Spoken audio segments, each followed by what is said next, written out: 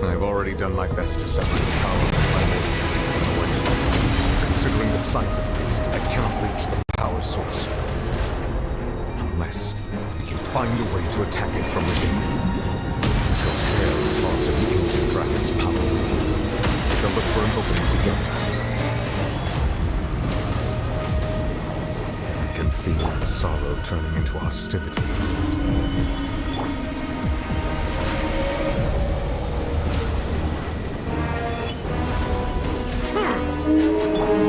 Shine down!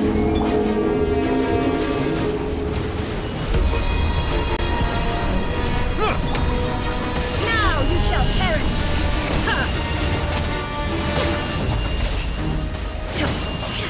The all-devouring narwhal cannot resist its instinct to devour. Continue to trigger its hostility. Chance will present itself.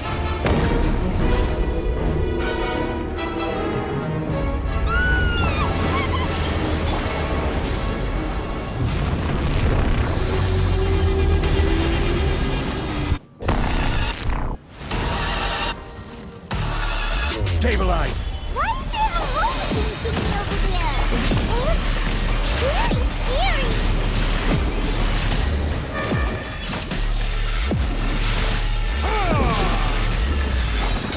Cry loud! Illusion shattered!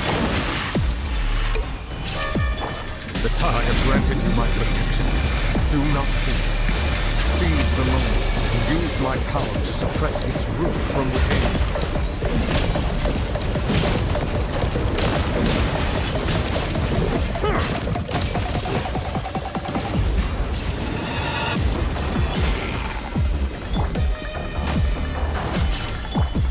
Shine down!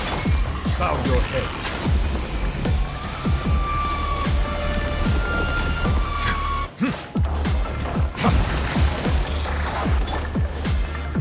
Solidify! Silence!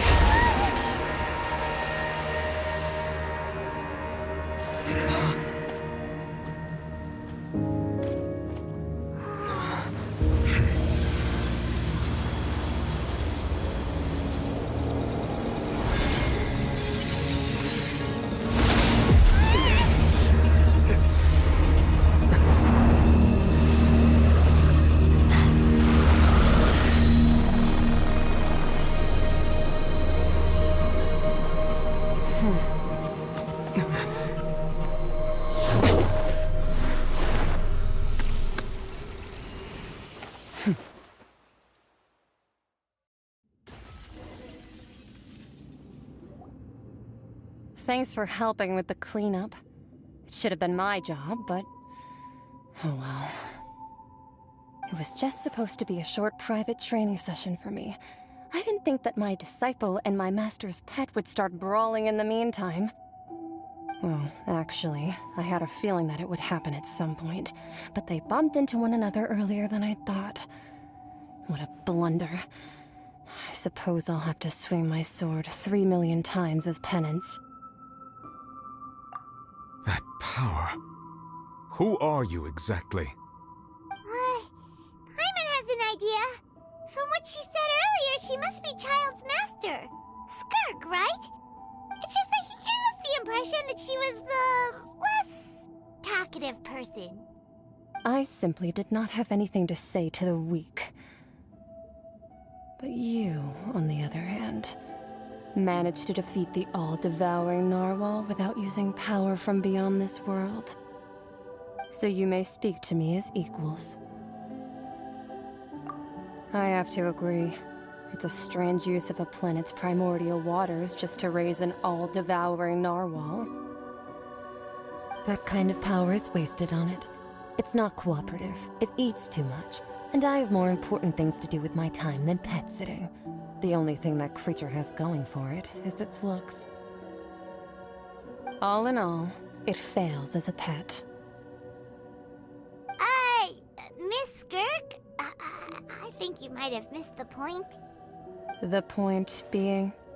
Well, being that this pet almost destroyed an entire nation. So what sort of person is your master? Well, child's master's master. Wait, is that right? Oh, right. So you don't know him. Sorry, I assumed you did. His name is Sir Tologi. Huh? I am unfamiliar with that name. Huh. So Master isn't sufficiently famous. How should I describe him then? Have you heard of the name The Fowl? The Fowl? Still nothing? Well, how about the Visionary? Vetterfalnir then? Or Gold Rhine-Daughter? Ooh, that one we've heard. Rhine-Daughter's part of the Hexen Circle. She's Albedo's mom, right? Oh, so you do know that name. To be honest, I also heard all of those names and titles from my master. I don't actually know them either. But I suppose you understand now, yes? My master is likely a similar sort to Rhine-Daughter. They are both pursuing some form of perfection. Wait, didn't you also mention a visionary person? Paimon didn't quite catch their name. Actually, never mind that. I believe it expedient to inform you that the all-devouring narwhal used up nearly all its strength fighting you. Such roiling hydro energies will prove difficult for the planet's deep seas to digest. As such, the Fontaine back on the surface has most likely been thrown into chaos. In other words, the prophecy that you've been fretting over should now be in full swing. What?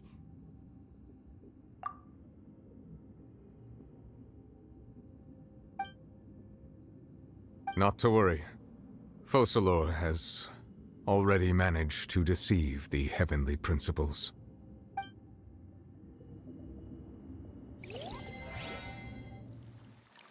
In the end, the people will all be dissolved into the waters, and only Farina will remain, weeping on her throne.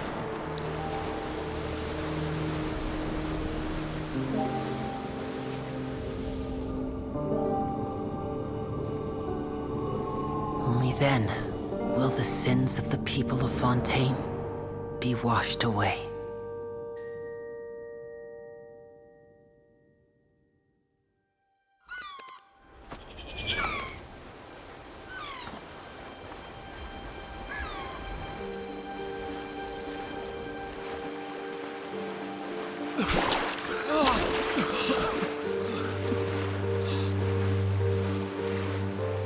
Hey! Help! Over here!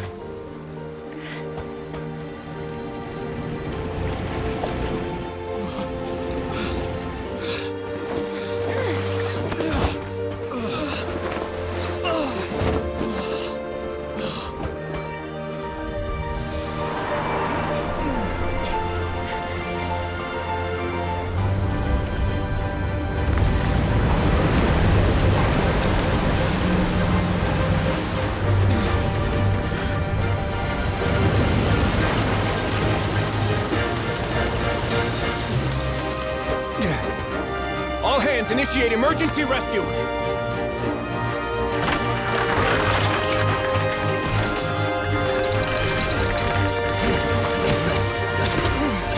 Hurry!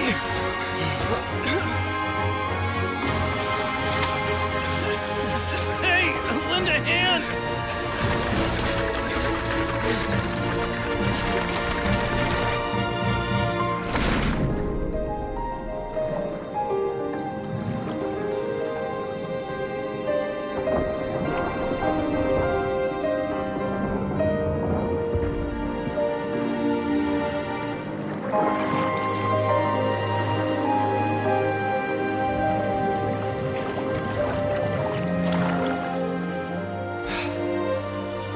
Look!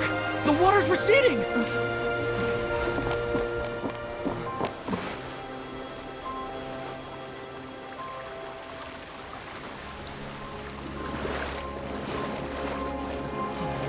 It's a miracle! Water's receding. We didn't dissolve. The prophecy was wrong! The prophecy was wrong!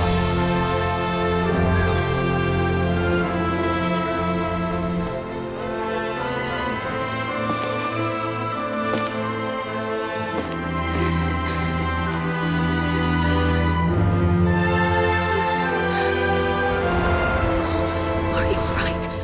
Yeah. We're saved. The prophecy was wrong.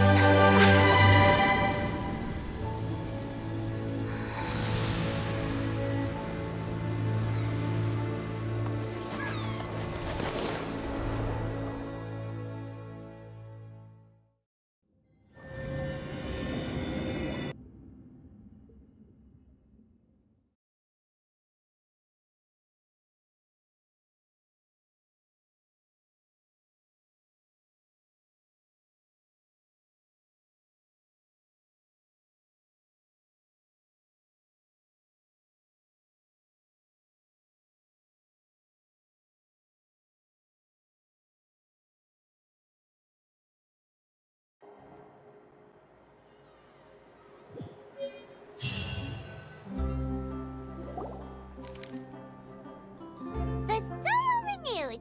The Ch.IV attacks post-disaster rebuilding. I recently visited Poisson to meet with Miss Navia, spokesperson of the Ch.IV, and we spoke about Poisson's present and future. Old soil can still give birth to new bloom, Miss Navia stated. Hope is like seeing a small cookie when you're starving late at night. You just need a little of it. Skyship Winglet, lunar brain of the Fontaine Research Institute.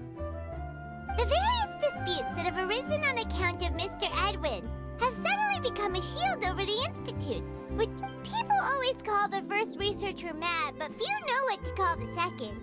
And should that latter person achieve a miracle, they would find it all the harder to find a word with which to classify him and his team.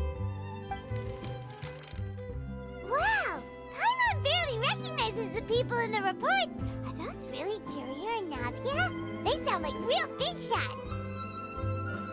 What do you think? Pretty enthralling, huh? The Steambird's idea was pretty simple. With the disaster just having passed, we would print a free edition packed to the margins with good news to calm people down. The value for these big scoops lies in their inevitable follow-ups. We'll publish further reports and go into the stories behind those people. Edwin's assistant, Ch.IV, created a true flying ship, while Navia is leading people in the reconstruction of their home. I'm sure that these stories could draw even your well-traveled eye. Paimon's curious too! Wait a minute. Didn't we watch everything happen from start to finish? What's there to be curious about?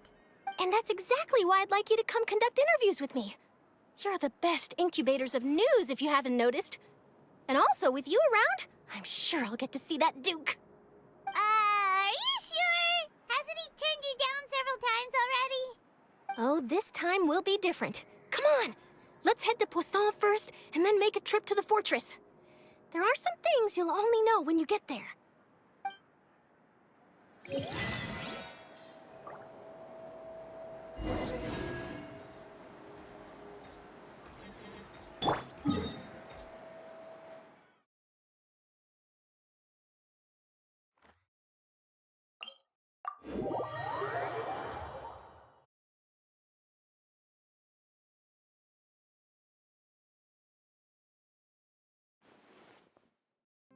The wind rises.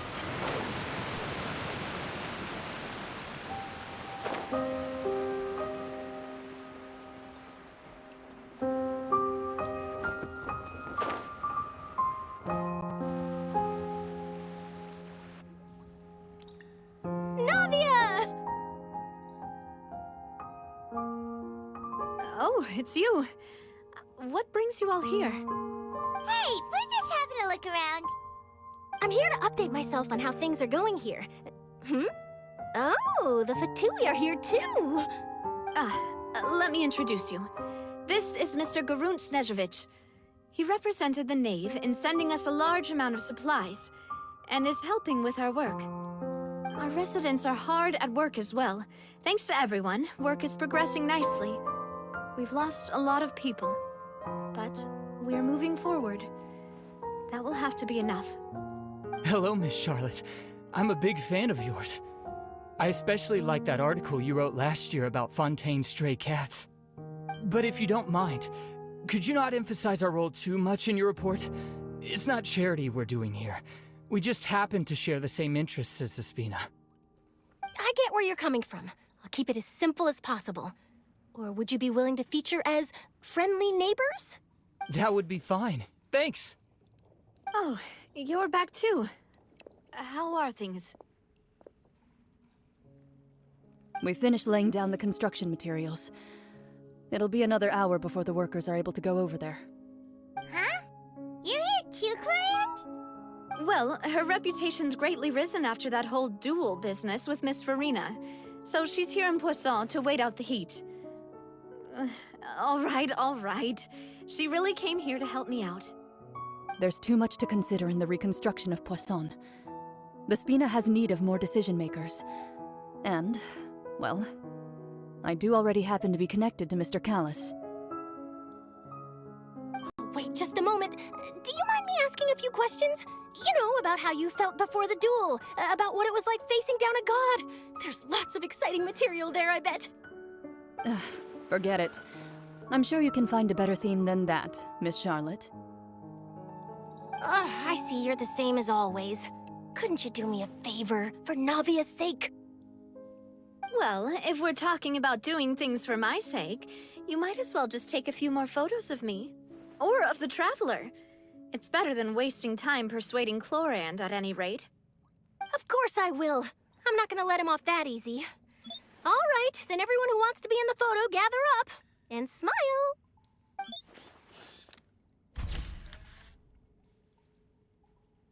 How did it go? Was it a good shot? Did Paimon look cute in it? Not bad. Your addition really helped the composition of the picture. All right, hang on a moment. Let me snap a few more shots.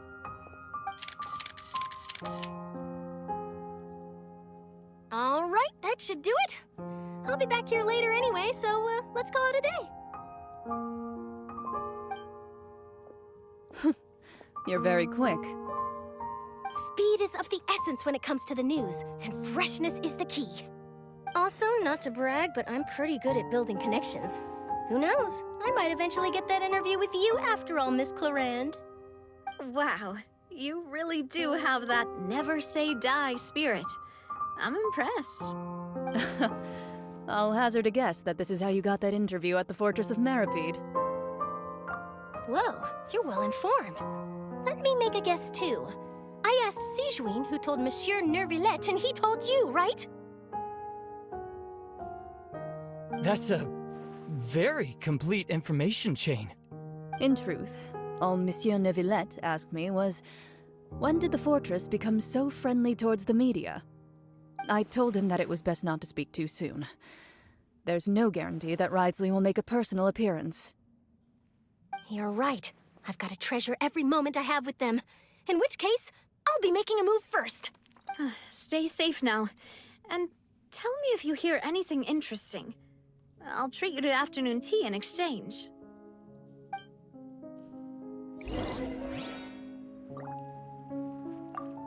You seem curious about the Fortress. Of course.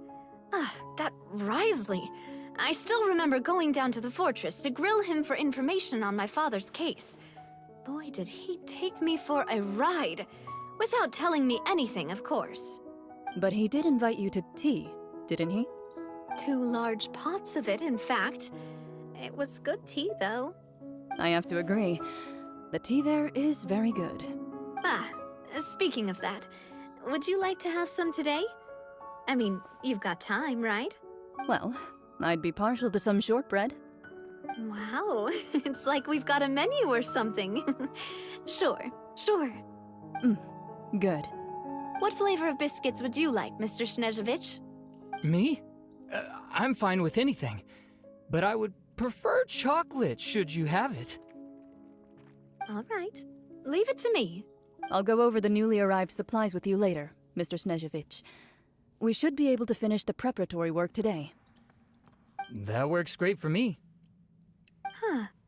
Is it just me, or Did you get a new lipstick? I did. It was a gift from Ch.IV. Want to give it a try? I think the color would suit you, too.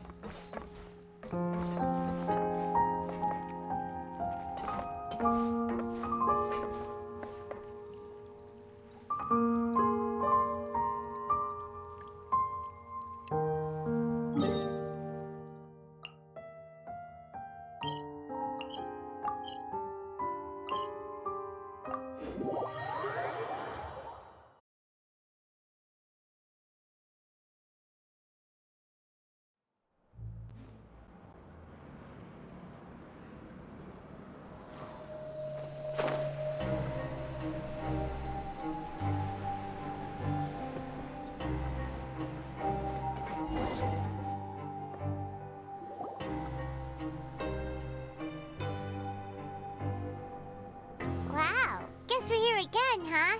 There's a real nostalgic feeling to this place. Looks like you've been missing us. Duke!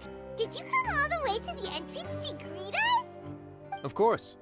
I'm here to welcome you and our dear Miss Charlotte, whom our good head nurse recommended to me. It's an honor to finally meet the much-rumored Duke. Thank you for consenting to my visit to the fortress, sir. No need to thank me. But that said, I shouldn't be the focus of your interview. I trust you recall our agreement? Of course, of course. All right then, this way.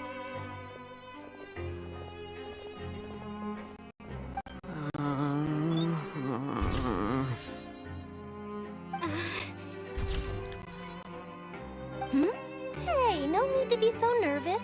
I've already taken all the photos we need.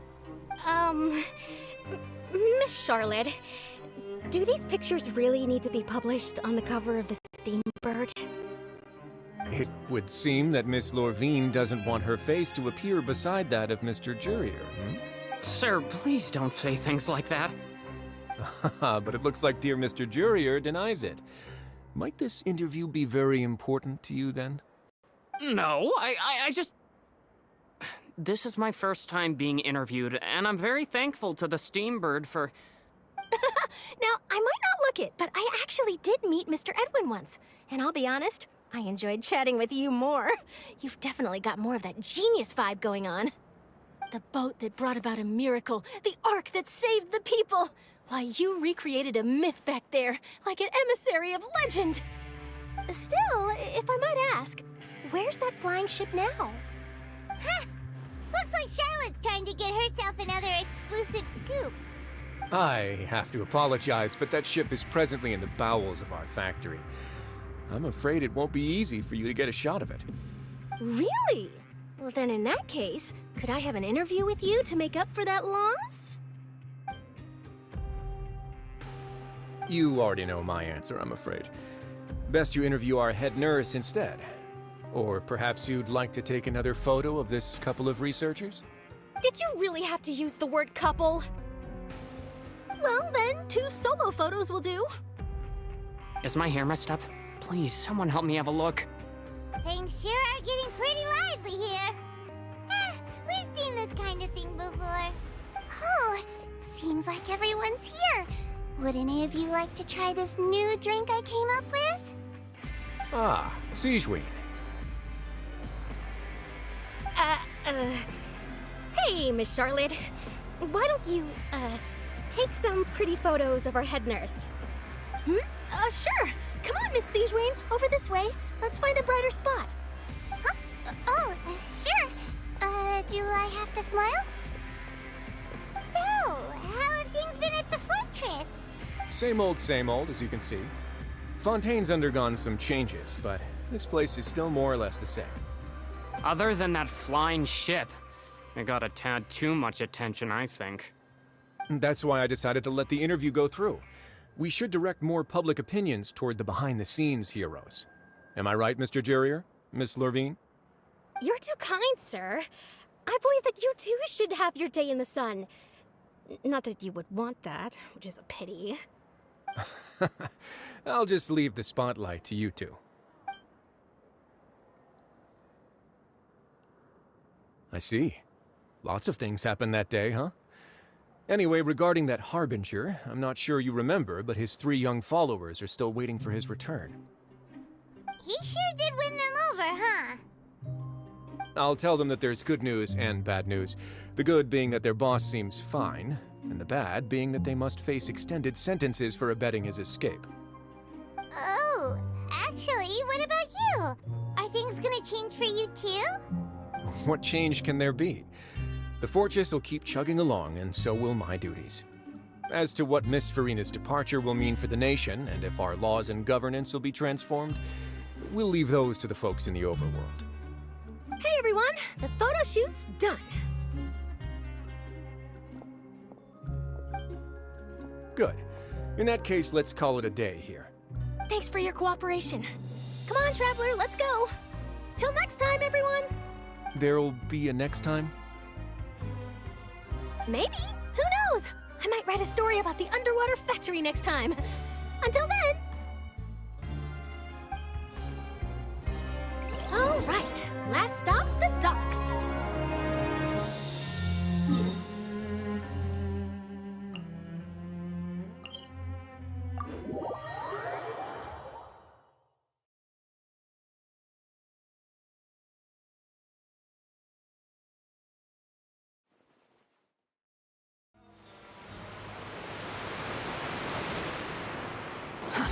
Too slow. Too slow.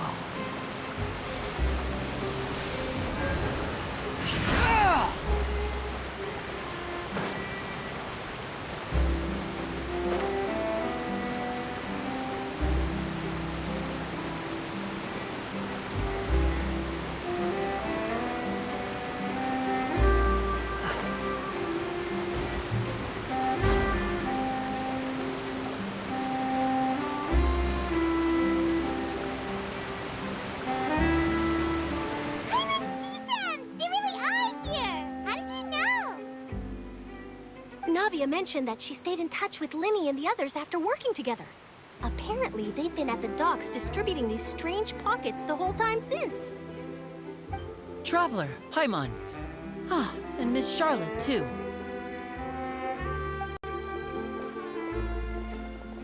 Would you like a magic pocket? What sort of gadget is it? It's a wondrous bag that can be used to carry many things. The water level has returned to normal, but if you see any of your things floating around, you can use this to carry them. Or you could trick a friend into doing it for you. Trick a friend? I wonder which of my friends would fall for that.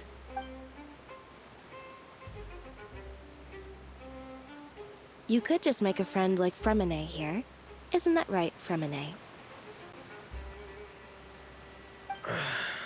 Is this what you meant by, I'll help you make some more friends? To be honest, that sounds pretty sweet. Could I have your contact, please? Sure. Please, write down my address.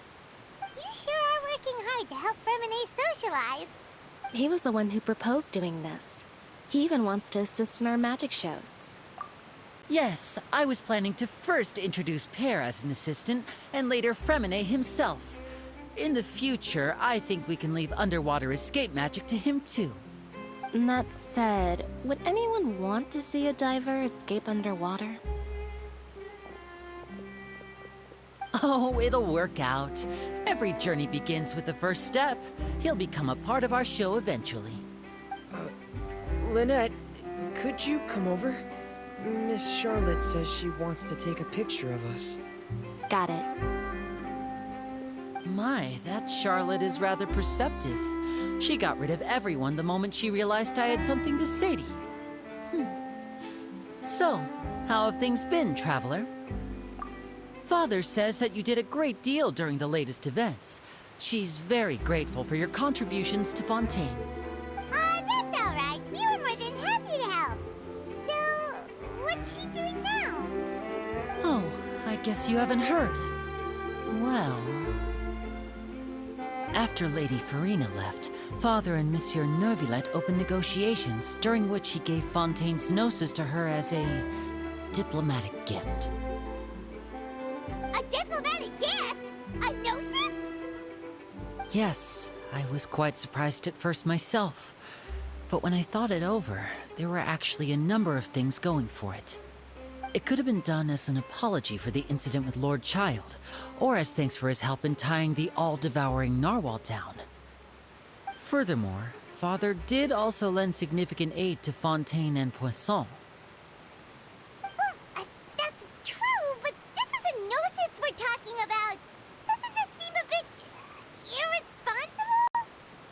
I would agree, but I've also heard that it seems that Monsieur Neuvillette has had a significant change of heart regarding the matter. So there's some reason for this that only Neuvillette knows about? I suspect you'll have to ask him about that yourself. Ah, yes, speaking of which, I did see him strolling around the entrance to the Fortress of Meripede a while back. Isn't he real busy and stuff? Paimon didn't think he'd have the time for that. But back to the topic. The gnosis was given to the knave, right? What about Child? They say that he's returned to Snezhnaya to recover from his wounds. I hear that the recent disaster really did a number on his health. That's true. When you think about it, we've had loads of run-ins with the Fatui. To think we'd be allied with them this time. So shocked by such a simple switching of sides?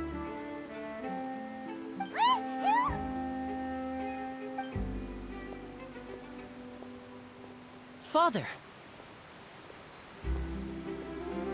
Well, what do you know? Come to the docks to see how my children are doing and meet the Traveler by chance. Please do not pay my accomplishments in Fontaine too much mind. I would have done them regardless. Are you going to take the gnosis back to Snezhnaya? That is our duty as harbingers, yes. Don't be too preoccupied with sides.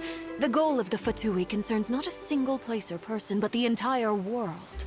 With such a grand goal in mind, it is inevitable that we must wear many masks. Switching my masks is something I've always done. Well, that depends on many things. No one truly knows what the future holds. What good is honesty if you can't rely on it forever? As for you, I very much look forward to our next collaboration. Good things cannot be achieved alone, and you've proved yourselves to be great partners. A vision? All right. I'll remember to return it. Thank you for keeping it safe for him this entire time. And that's a wrap for me. Huh? You're... Greetings, Miss Journalist. Hello. If I'm not mistaken, there are diplomatic channels I'll need to report to take a photo of you. That is correct. So forgive me, but I will not be able to serve as a subject in your article.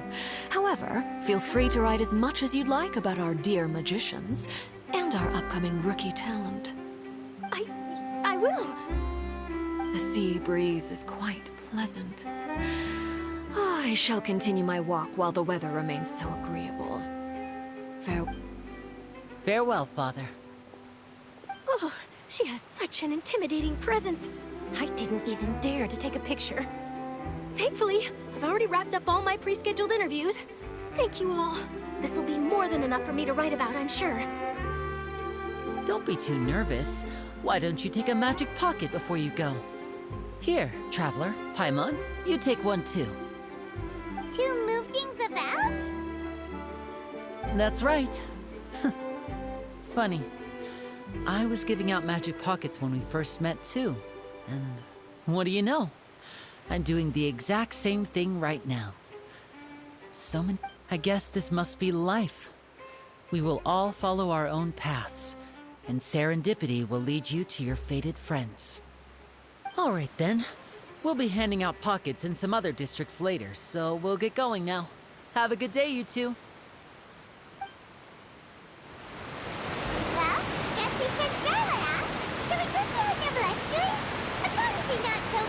doesn't have time to chat anyway.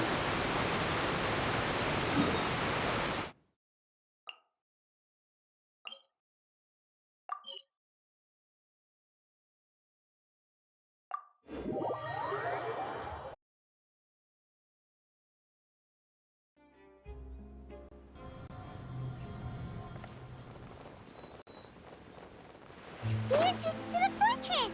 Ooh, he really is there!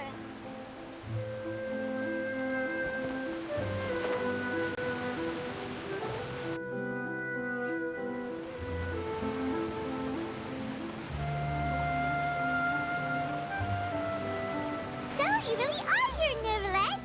Paimon didn't think you were going to have free time this hour of the day. Really?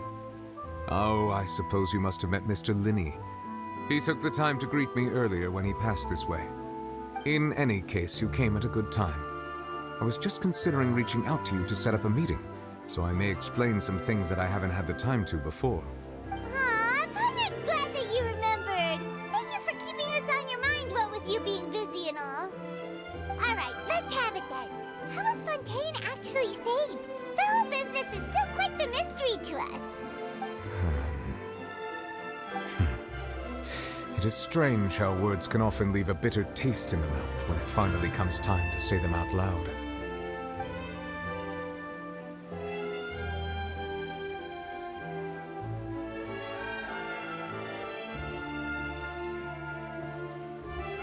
Whoa. So that's what happened?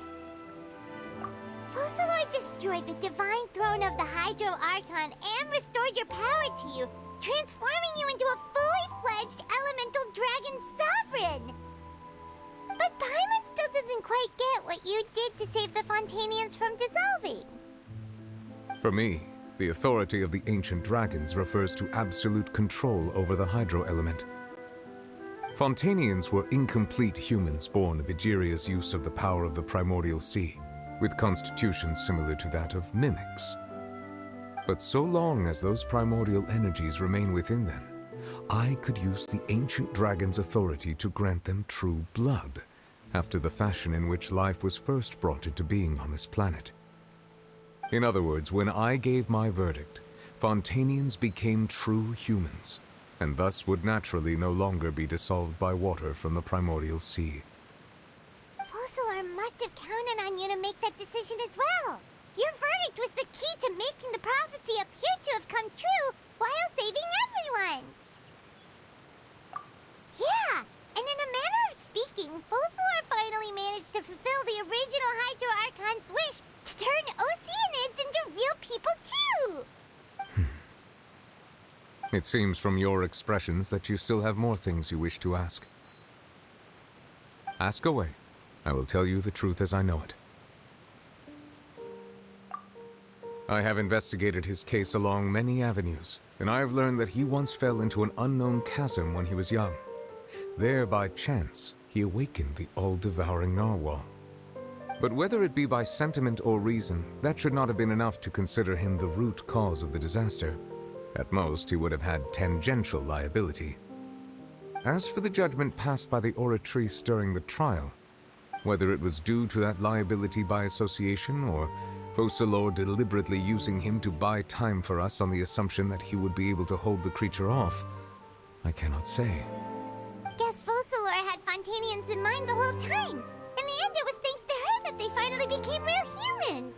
Hang on a second. Paimon suddenly got another question. Back when Fontanians hadn't yet become real humans, were the children they had also transformed Oceanids? Life has always flowed like water. Do you recall how Fontanians would often come to the Fountain of Lucine to pray for children? Yeah, Lynette said the fountain is where all the waters in Fontaine converge. In truth, even those couples did not know that such prayers were no mere custom, but instead a form of ritual. Those Oceanids who were blessed within the spring water would later descend as new humans in the coming months. Paimon sorta gets it now. Either way, it seems like this ritual won't be of any further use, but it'll probably live on as a local custom. Ask away. I will tell you the truth as I know it.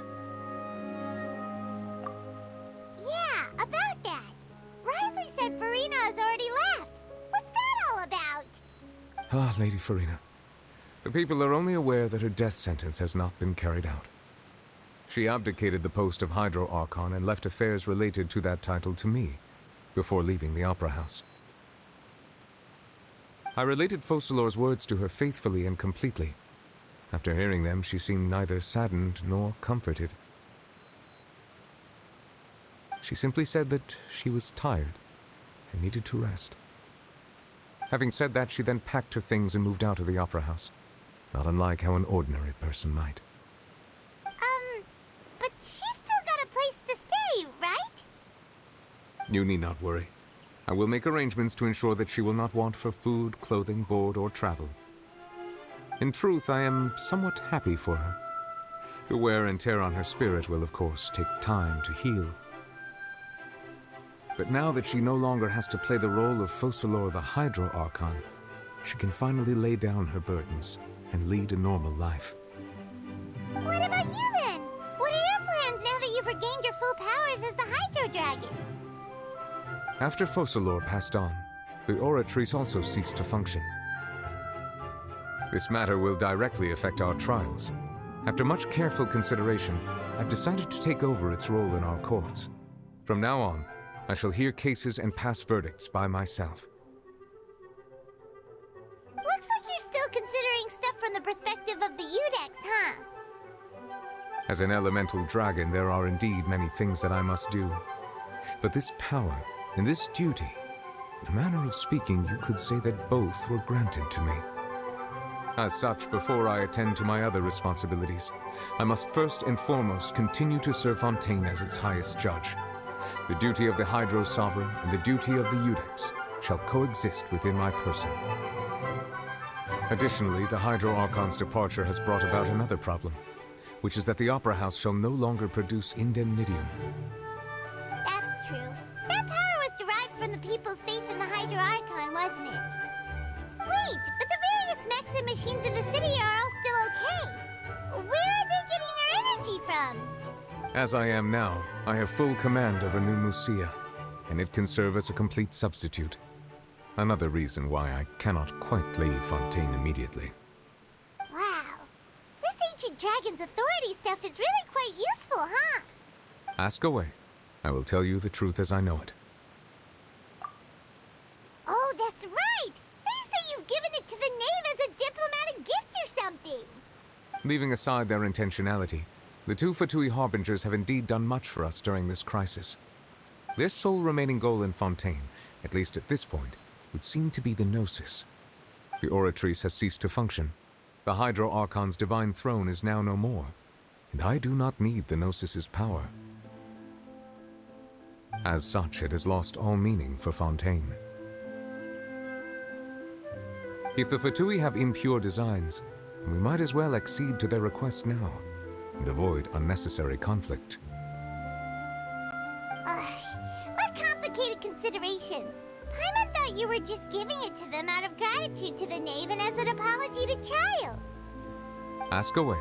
I will tell you the truth as I know it. You will soon be heading to Natlan, I presume. I'm afraid that I have little talent as a travel guide, so all I can do is tell you what I know about that land. As far as I'm aware, Natlan can be said to be a nation of dragons. A nation of dragons? You mean like you?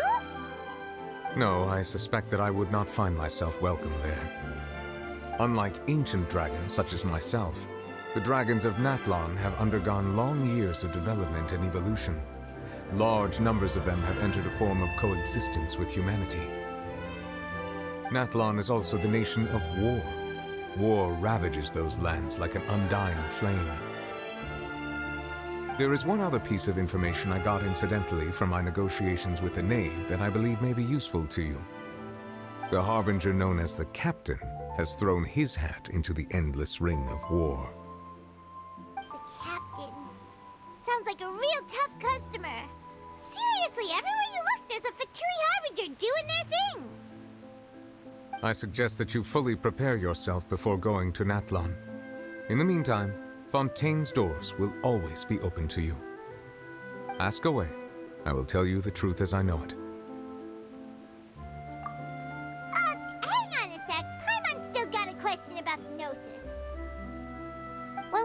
spoke to Lenny earlier, he mentioned that your attitude towards giving away the Gnosis had clearly changed. We guessed that there might be some reason for it that only you were aware of. No wonder the House of the Hearth is the Fatui's intelligence division. They are certainly sharp. So regarding this specific issue, I was just getting ready to share something with you. What is it? In truth, I exchanged some further words with that lady named Skirk after sending you two back to the surface. It went something like this.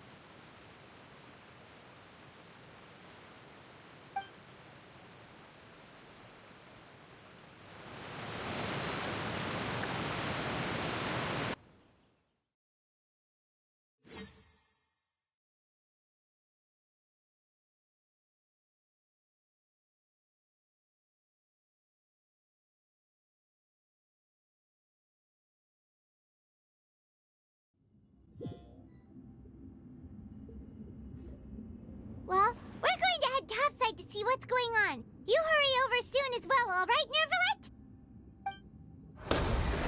Whoa! What next? The all-devouring narwhal isn't here, so I'm no longer getting any interference. I can finally catch the scent of your power, what it's made of. It is the authority of the planet's primordial dragons, but with something very similar to a god's curse mixed in. It's quite a novel blend. I'm sure I've encountered something like this before. What was it again? I do not know what you speak of. Ah, of course. How could I forget? You should have the remains of the third Descender on your person, yes? Remains? I've never heard of any such thing. According to your parlance, I believe it may be called a gnosis. Well, that much is true. After Focalor's divinity faded, she handed her gnosis to me. But I fear I have never heard of it described in the manner that you just did. I've been training with my master, the Foul, ever since I was young, and I have never returned to the surface since. So most of the information I possess, I got from him. It is only natural for those who are greater than humanity to possess a different sort of common sense, which is why there are so many problems in our attempts to communicate with humans. Regardless, you should probably get rid of objects of misfortune to prevent any disasters from befalling you. To live in itself is a blessing, but once a person dies, the bonds he once had with this world shall all turn to curses. What do you mean by that? No need to fret. These are just my personal thoughts, and my reason for no longer wishing to return to the surface. This third Descender you refer to, who are they? And when did they die? Master never mentioned them to me. Perhaps it just wasn't that important for me to know. If you're interested, though, I could ask him. I'll be sure to pass the answer on to you next time. Next time? You believe we will meet again? I do. Wait. I have a disciple of my own, don't I? He can be the messenger then.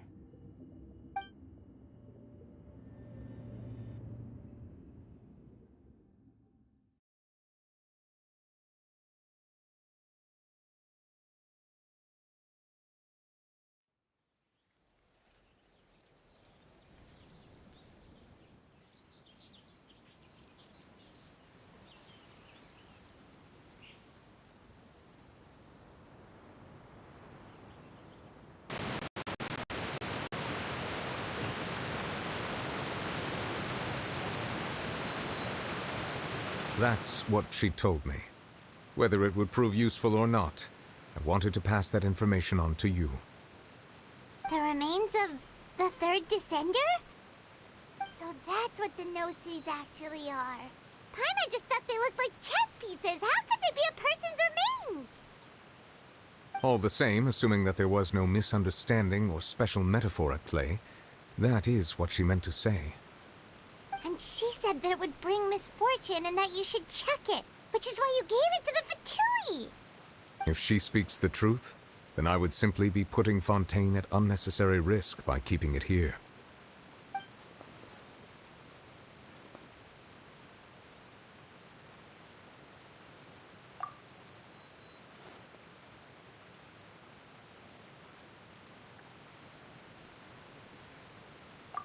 I had guessed that you might already be familiar with this concept, but I did not expect you to be one of them. That means that the Gnosis, which are exceedingly element-compatible and can even enhance elemental abilities, do indeed come from the third Descender. I wonder, does your body also possess similar properties? Like being able to use elemental powers without a vision. That does sort of count as special compatibility, right? No, let's not think about this stuff right now. It just feels creepy.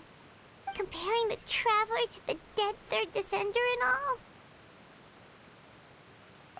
That's what you say, but this topic still feels like bad luck.